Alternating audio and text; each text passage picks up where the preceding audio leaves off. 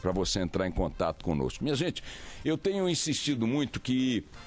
Outro dia muitos ouvintes ligaram, você está criticando as manifestações, reclamando das manifestações, dizendo que as pessoas não devem se manifestar. Não, por favor, quero deixar claro o seguinte, para mim, a realidade brasileira não vai mudar em função da Lava Jato, não vai mudar em função das eleições de 2018, não vai mudar em função de pressão emanada, oriunda das redes sociais, não vai mudar em função de noticiário da imprensa, de divulgação de escândalos, não vai mudar em função de nada que não tenha como elemento, como pano de fundo, a pressão popular. E essa pressão popular, é só pegar aí vídeos antigos e tal, eu até proponho que as pessoas botem para quebrar, radicalizem sua pressão sobre os governantes em manifestações de massa. O que eu tenho dito também simultaneamente, ao longo do tempo, é que não dá para chamar de manifestação de massa, reunião de 10, 20 ou 30. Por exemplo, hoje aqui em São Paulo deve ter umas 5 ou 6 manifestações, protestos, né? De 30 caras aqui, 45 ali, 28 acolá. E o que eles fazem? O método, a receita é sempre a mesma. Eu me junto com outros que pensam como eu, estão revoltados como eu, ou têm uma reivindicação como a minha, e junto 30, 20, vou para uma avenida pela qual passam 30 mil ou 20 mil por minuto e fecho a avenida.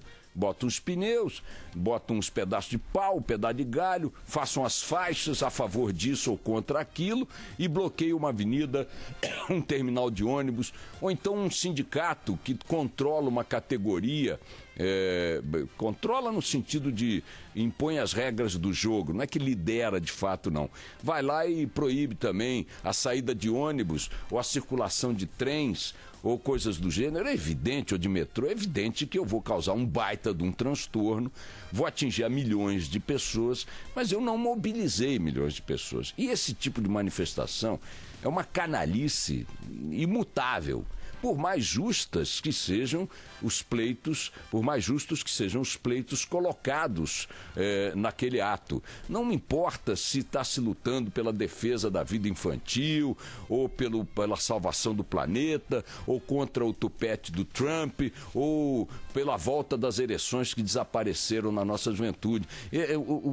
O que as pessoas não podem fazer é inverter uma proporção na qual os manifestantes, que são 10, impõe a sua vontade, seu horário, sua forma de agir a 10 milhões, ou a 10 mil, ou a 100 mil. E é isso que tem acontecido. E as pessoas acham que isso é um sintoma de manifestação crescente, de protesto ou de pressão crescente. Ora, vocês acham que os governantes, que normalmente são os alvos dessas ações, não olham para lá e não sabem contar os números? Vocês acham que eles não levam em conta a raiva, a revolta, a irritação que esse tipo de burrice provoca na maioria? Então é evidente que não é esse tipo de ação, esse tipo de ação de grupo, de galera, de patota, tenha ela o nome que tiver e a causa que tiver, tenha a organização que tiver, porque o MST, a CUT, o sindicato tal, A ou B, a associação não sei das quantas, fizeram uma manifestação, Dia Nacional de Protestos. Aí você vai ver o que é, são grupos de pequeno número, e causaram grandes transtornos às pessoas ao redor do país. Você está contra o que a gente está falando? Não, cara, eu não estou contra o que você está falando ou o que você está reivindicando.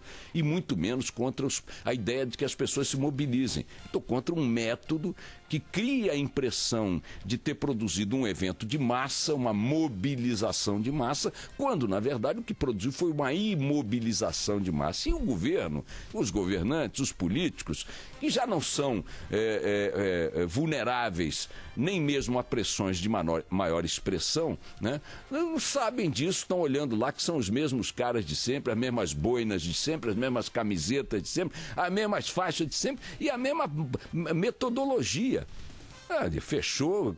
Quem é que está apurrinhado com isso? É o deputado, é o senador, é o governador, é o vereador, é o prefeito? Não. É o motorista de táxi, é o motorista da ambulância, é o estudante que está indo para a escola, é o trabalhador que está indo para o emprego, é a dona de casa que está levando o filho não sei para onde, ou que está tentando chegar naquela consulta que levou 4 meses para marcar e agora vai levar mais 4 meses para marcar outra vez e não vai conseguir fazer. Porque eu me apropriei da rua, me apropriei da ponte, da estrada, da avenida, porque eu interrompi o trânsito do ônibus, do metrô, do trem. Então, não é que eu seja contra as manifestações, só que elas só serão, de fato, eficazes se elas forem manifestações de massa, manifestações de grande envergadura, como foram em 2013, de uma forma unificada na sociedade brasileira, e como foram, numa certa medida, ao longo do processo de impeachment, dos dois lados da briga. Os dois lados da briga no processo de impeachment chegaram a fazer manifestações nacionais de razoável expressão popular. Então, não sendo algo que tenha essa dimensão, essa mobilização real, não adianta ficar batendo bumbo na internet, mandando mensagem, porque isso não funciona. O pano de fundo, portanto, de mudanças reais não está nas mãos da Lava Jato, não está nas mãos do noticiário da imprensa, não está nas mãos das denúncias que saem por aí, não está nas mãos de nada, não está sequer nas mãos da eleição de 2018, porque isto não produzirá as mudanças que de fato nós precisamos no panorama político e, por extensão, na relação do Estado com a sociedade. Então, não é, repito, um desapreço, um desestímulo à mobilização. Ao contrário, é chamar a atenção para o fato de que se elas não tiverem esta dimensão, a dimensão de massa, elas não produzirão consequências. E aí, o comentário que eu fiz, que eu repito esta manhã diante dessas manifestações, é o seguinte: as pessoas, a sociedade, quer dizer, a soma dos brasileiros, parece estar diante de um processo de fastio, de saco-cheísmo, diante de uma realidade que parece ser mais resistente do que a sua energia de protestar, pelo menos da forma como estamos protestando, como muitos estão protestando. Vejam, no caso da Lava Jato especificamente, e do fim da impunidade, que eu acho que é uma palavra de ordem que rege o sentimento de todos os brasileiros. Olha a quantidade de ações que, a despeito deste sentimento popular predominante, como ele não está manifesto em ações de massa, vejam como as coisas continuam avançando negativamente no plano prático, né? Nós temos em andamento hoje um projeto chamado de coibir abusos de autoridade, está, na verdade, tentando criar barreiras, dificuldades e limitações à ação de policiais, investigadores e juízes envolvidos na caça aos corruptos. Chama-se Projeto pelo Fim contra Abuso de Autoridade. Não precisa dizer nada, o autor é Renan Calheiros. Nós temos no Congresso um segundo ponto, manobras cada vez mais ostensivas, mais descaradas, com o negócio da anistia ao Caixa 2. Nós temos no Congresso, de forma criminosa, de forma escandalosa, um projeto de reforma política, que é outro pleito da sociedade, que não tem nada de reforma política, é uma redoma política para proteger o status quo da classe política brasileira, que é a escória da nossa sociedade. Nós temos o projeto da lista, da votação em lista fechada, que é uma outra manobra igualmente assintosa para blindar políticos hoje envolvidos em processo de corrupção e manter com a sua reeleição na lista fechada as imunidades das quais eles desfrutam atualmente. Nós temos o discurso recorrente que tem como arauto o boca-mole lá, Gilmar Mendes, a favor da anulação de provas e depoimentos de delatores da Lava Jato, etc. e tal, mandando simplesmente anular as provas que vazaram, os depoimentos que vazaram. Nós temos finalmente a manifestação do expoente, né, do saco roxo, daquilo roxo da política brasileira, o Tiro Gomes, dizendo que vai receber a bala os agentes da Lava Jato se baterem em sua porta, né? Então, vejam a quantidade de avanços que o establishment político demonstra a despeito de estarmos todos indignados com esse establishment político. E ele só será, essa relação de poder que nos é desfavorável, só será alterada se as manifestações tiverem dimensão que possam impressioná-los, acuá-los, intimidá-los, constrangê-los, como aliás se viu em 2013. Então é perceptível, é palpável o sentimento de um certo fastio, de um cansaço diante da falta de efetividade das coisas. E, ao mesmo tempo, cada vez mais é necessário que a mobilização cresça. É um paradoxo. As pessoas se mobilizam, protestam, trocam mensagens, fazem grupos, abaixo-assinado, não sei o quê, parará, reúne 3 ou 4 aqui, fecha isso, fecha aquilo. O sentimento de revolta aumenta, mas o de mobilização de massa efetiva diminui.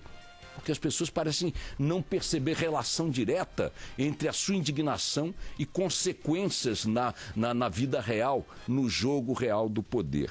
Eu tenho aqui um texto que eu queria ler para vocês de uma notícia, que é o dizer o seguinte, olha só que loucura, hein? CPI desvenda esquema de corrupção envolvendo empreiteiros e políticos. Com base em documentos recolhidos pela Polícia Federal na residência de um diretor da Norberto Odebrecht, a CPI do Orçamento começou a desvendar um esquema de poder paralelo conduzido pelas empreiteiras. Uma holding de 12 construtoras, comandado pela Odebrecht, garantia a divisão entre as empreiteiras de obras realizadas com recursos federais. As licitações eram fraudadas, acertadas previamente. A vencedora repassava 36% do valor da obra a este conluio, a esta holding de empreiteiras, e os parlamentares encarregados de armar a mutreta recebiam comissões de 3% do valor das obras. Numa etapa anterior, governadores e prefeitos eram induzidos a aceitar as obras sugeridas por esta holding de empreiteiras corruptas. O comprometimento se dava em 3 níveis: pagamento de propina, ajuda para as campanhas políticas e presentes variados, como obras de arte de alto valor. Antes de divulgar a existência desses documentos comprometedores, a CPI do Orçamento consultou o presidente da República e também os chefes militares. No Congresso, a reação foi intensa. Apontado como um dos envolvidos na sacanagem, a palavra é minha, o relator da CPI, Roberto Magalhães, deputado do PFL de Pernambuco, desafiou aos gritos: pago 1 milhão de cruzeiros meus para cada centavo meu que aparecer nessa relação promíscua. Os envolvidos e tal impediram então que a lista dos envolvidos fosse divulgada a conselho das autoridades militares. Sabe o que é isso aqui? Estou mostrando aqui pro Facebook, ó. Dá para mostrar aí no Facebook? É uma notícia que deu manchete no Jornal do Brasil, em 2 de dezembro de 1993. 93, isso tem 14 anos, né? 14 não, 24 anos. Há 24 anos, e se pegar uma notícia de 30 anos ou de 18 anos, vai achar igualzinha, era a manchete do Jornal do Brasil. Diga para mim, o que isso aqui tem que não tem no que está acontecendo hoje em dia?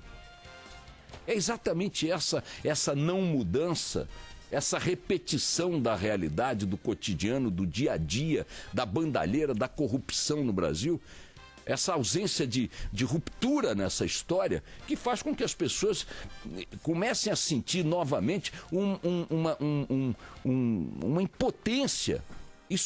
Essa falta de consequência funciona como um anestésico ao sentimento, em cima do sentimento de revolta e também à mobilização, ao estímulo à mobilização.